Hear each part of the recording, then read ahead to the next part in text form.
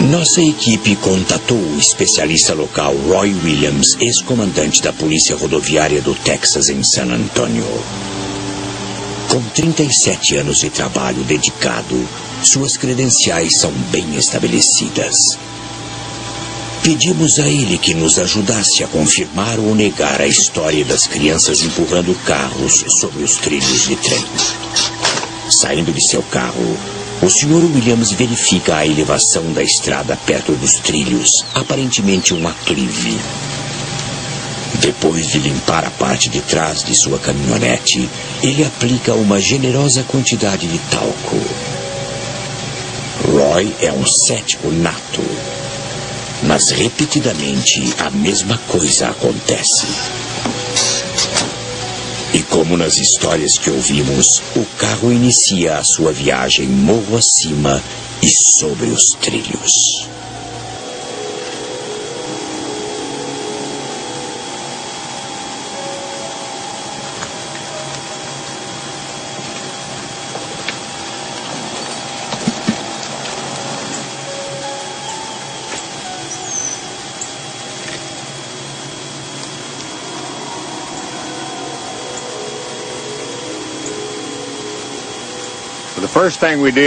Bem, a primeira coisa que fizemos na parte de trás do veículo foi pegar um pano limpo e limpar muito bem para que não houvesse nenhuma impressão remanescente na lataria antes de passarmos o talco. Quando atravessamos os trilhos e depois que o carro parou, no momento em que eu saí, vi impressões muito claras sobre o talco na traseira do carro. Bem, nós definitivamente temos impressões na lataria do veículo. Não tenho nenhuma outra escolha senão acreditar, porque eu sei que estava limpo antes. E eu olhei, e não havia nenhuma impressão. E imediatamente ao sair, eu vi essas impressões. E uma mão tocou aqui, e tem outra mão aqui. O que mais posso dizer? Não tenho outra explicação para isso, mas eu posso dizer com certeza que existem impressões feitas sobre o talco que acabei de passar no carro. A história do ônibus escolar de San Antonio é apenas mais um mito. Ou existe mais alguma coisa, talvez na área do sobrenatural, que no momento está além da nossa compreensão. E talvez até mais além dos limites do bizarro.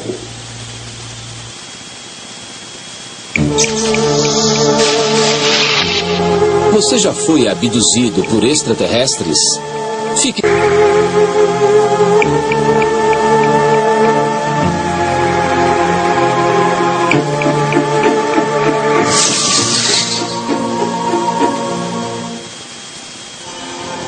Para o observador casual, o fenômeno dos OVNIs, no melhor dos casos, é confuso.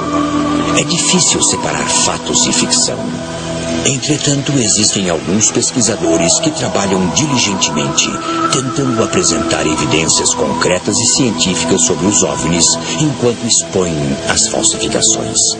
Don Ecker, um diretor de pesquisas da UFO Magazine, é um desses pesquisadores. Os elementos que envolvem esse campo sempre atraíram toda a atenção da mídia, e isso faz com que seja muito mais difícil para os pesquisadores legítimos levarem o seu posicionamento ao público. Don Ecker acredita que um dos maiores problemas é que a mídia explora as histórias mais sensacionais, tal como a alegada autópsia de extraterrestres. Ecker sente que muitas dessas histórias foram fabricadas. Apesar das evidências encontradas, muitas histórias de OVNIs não resistem a uma investigação. Ecker descobriu alguns casos que não podem ser explicados, definidos como embustes, fenômenos naturais ou ilusões de ótica. Na verdade, algumas de nossas evidências mais convincentes vêm do nosso próprio governo. Em março de 1989, um operador de rádio amador de Maryland interceptou uma transmissão muito estranha do ônibus espacial. Era a voz do piloto da Discovery, transmitindo num canal secreto do governo. Houston, aqui é a Discovery. Ainda mantemos a nave extraterrestre sob observação. Esse não era o primeiro, nem seria o último encontro extraterrestre da NASA. Uma das histórias que tivemos a sorte de divulgar envolvia uma missão do ônibus espacial que ocorreu em setembro de 1991. A missão era o STS-48 e envolvia o ônibus espacial Discovery. Enquanto ele estava voando a aproximadamente 320 quilômetros acima da superfície da Terra, ocorreram uma série de eventos diferentes de qualquer coisa já vista no espaço sideral antes. A câmera do ônibus espacial capturou um objeto viajando tela acima, fazendo uma repentina e fechada curva à direita, logo antes de um segundo objeto voar através de seu curso original. E que tipo de nave poderia manobrar tão rápido? Minha especulação é que algum tipo de dispositivo tirado de Guerra nas Estrelas tenha disparado esse objeto. Por qual motivo? Não faço ideia alguma. Mas você verá quando o objeto faz a curva em ângulo reto, alguma coisa pisca na tela no ponto onde esse OVNI estaria. Agora, não existe nada que conhecemos no momento, com o nosso nível de tecnologia atual, que permitisse que um objeto como esse, sob controle humano, ficasse operando no espaço.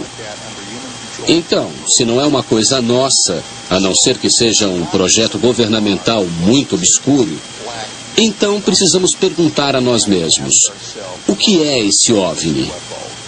Eu sugeriria que existe alguma coisa ali muitíssimo estranha.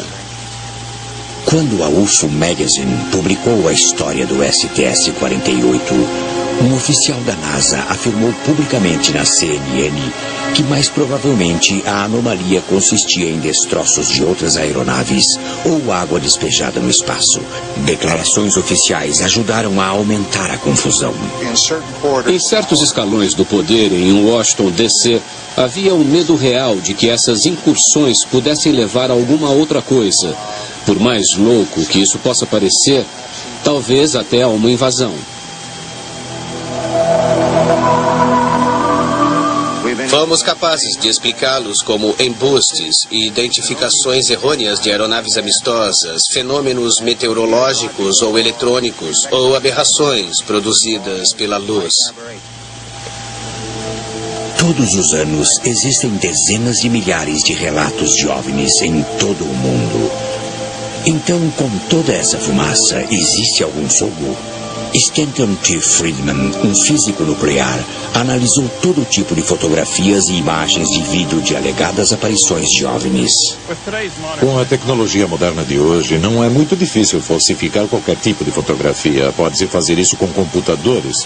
Vemos isso na TV o tempo todo. Mas isso não é tão verdadeiro para as fotos de discos voadores tiradas há 20, 30, 40, até há 10 anos. Friedman acredita que essas imagens mais antigas devem ser verdadeiras.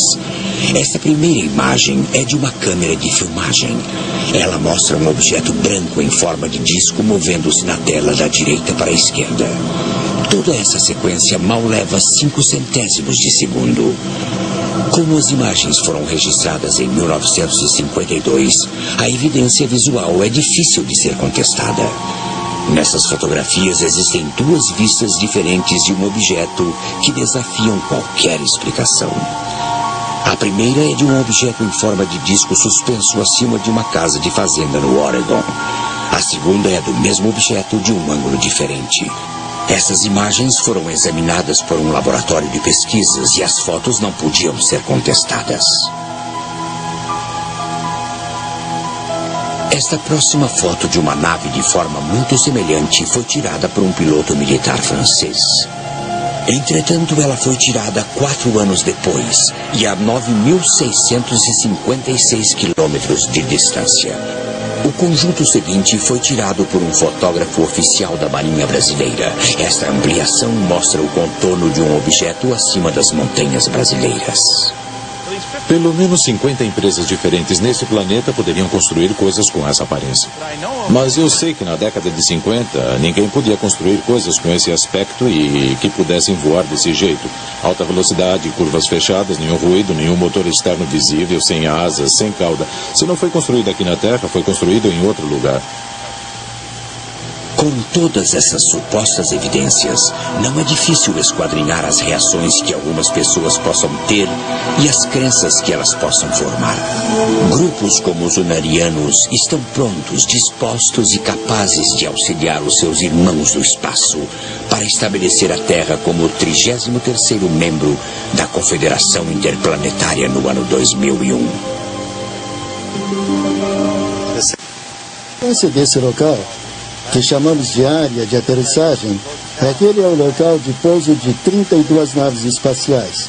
Este é o futuro campus da Academia de Ciências Unários, que vai se chamar Centro Estelar número 1. Uma entidade sem fins lucrativos que vive de doações. A Academia de Ciência Unários ensina aos seus alunos a filosofia de vida unariana. Os unarianos distribuem as suas crenças em publicações impressas nas suas instalações.